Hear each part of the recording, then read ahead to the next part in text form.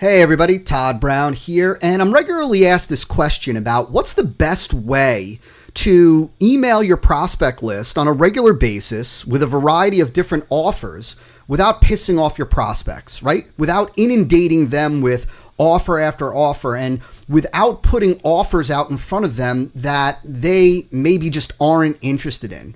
And so I decided to put together this little video to just show you an ultra simple segmentation process that you can use to mail to your prospect list on a regular basis, identify who is interested in what, so that you can follow up with those individuals with targeted messages and not the other prospects that might not have an interest in that particular topic.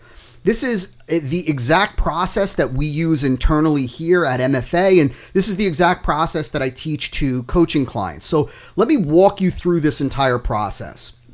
Rather than show one piece at a time, I just want to lay the whole thing out for you and just walk you step by step.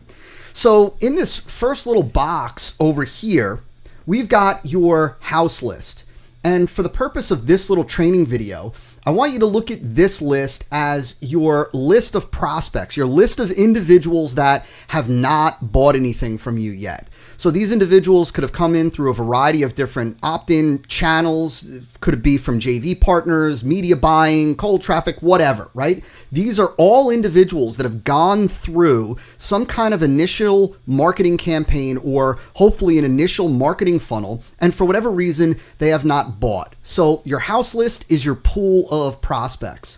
Now, hopefully on a regular basis, you're emailing your house list with valuable pieces of content, right? And that's what these emails over here are representing. These are emails that you're sending out that have content or that have a link to a piece of content, let's say on your blog. So, and there's a variety of different ways to do this, but for this example, to keep things ultra simple, what I want you to see is that we're sending out value emails with a link to a piece of content on your blog.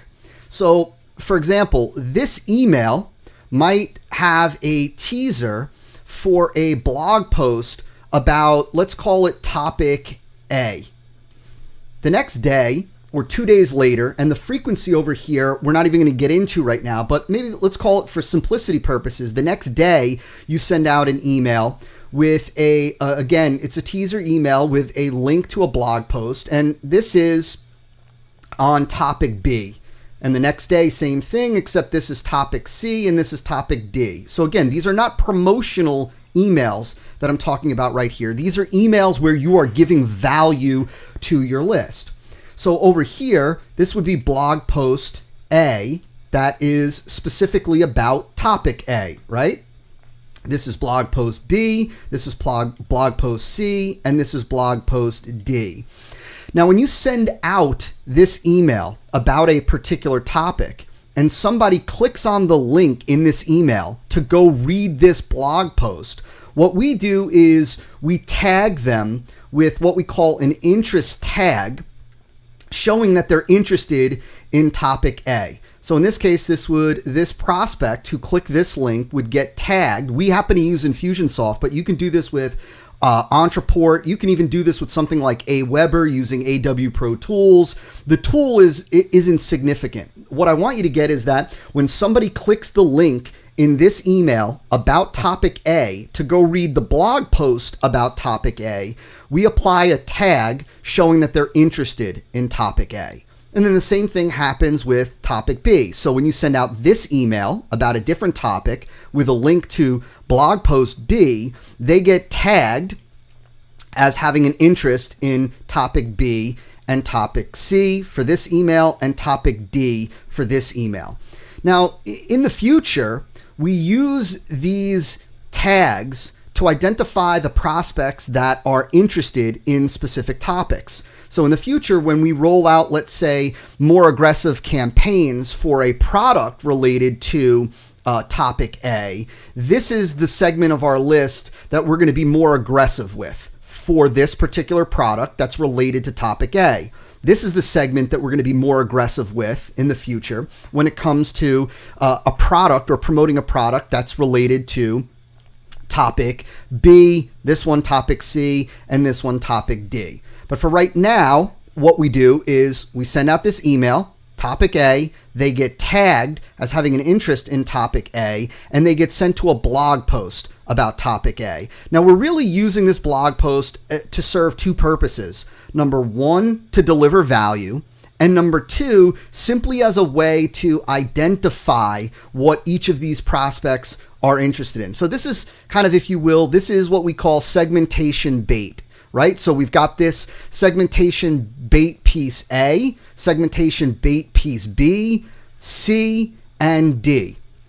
Well, what happens after they click on this link and they go to this blog post is the next day we put them into what we call a sub-segment sequence. Now, this is a sequence of 3 emails that go out over the next 3 days that are designed to sell the prospect on the product specifically related to the topic that they showed interest in.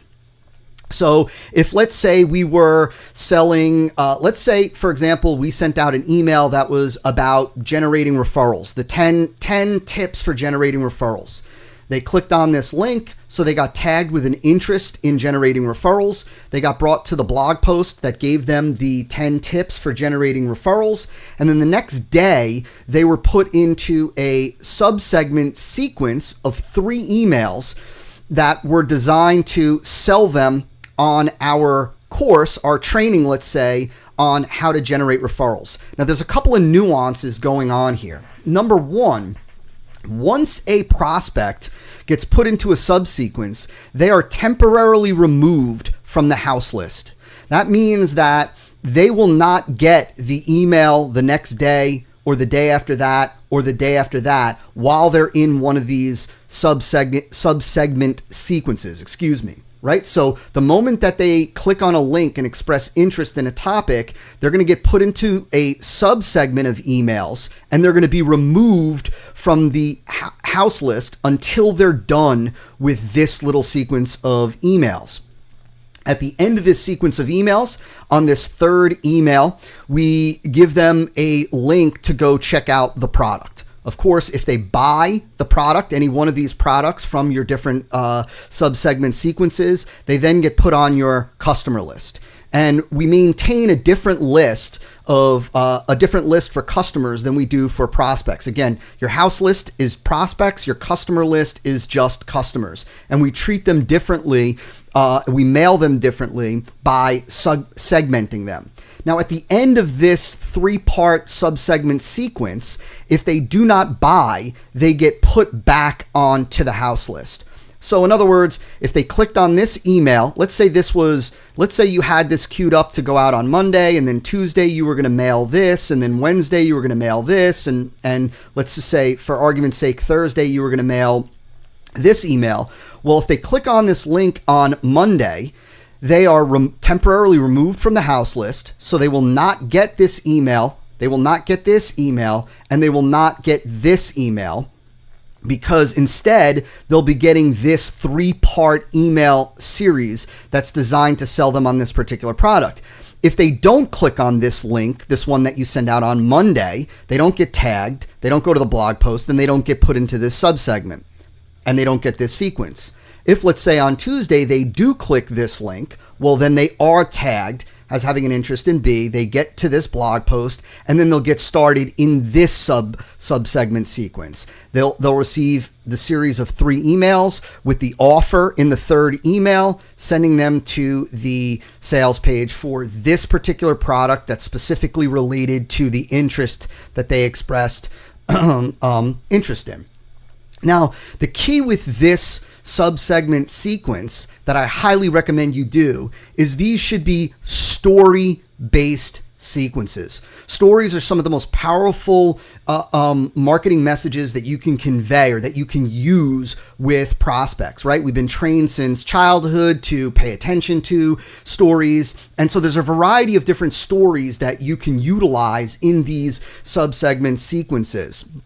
If you want to really dial in how best to do this, the individual that I recommend is Andre Chaperon. He's a good friend and he's a phenomenal marketer. He's the guy that I really learned this process from, of designing these story-based sequences that just convert like crazy when you are sending them to targeted prospects that have identified themselves as being interested in this topic.